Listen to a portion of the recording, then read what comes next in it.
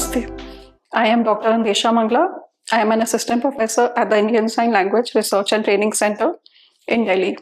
We are a national institute under the Department of Empowerment of Persons with Disabilities under the Ministry of Social Justice and Empowerment.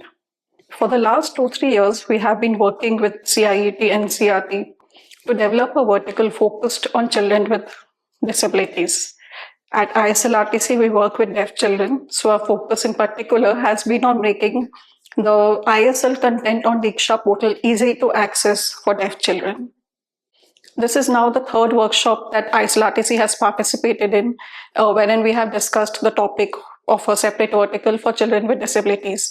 This workshop was organized by CIET and CRT in collaboration with Sri Sathya Sai Vidya Vahini at Prashanthi Nilayam in Andhra Pradesh. So firstly, it is heartening to see the progress that has been made on the vertical for children with disabilities on the DIKSHA portal. A lot of content has been added, many categories have been created, and the content is also now very easy to find. In this workshop, we have further discussed how to add more content on the vertical, how to improve it, how to make it even easier to access so that parents, teachers, and students with disabilities can easily access all the content.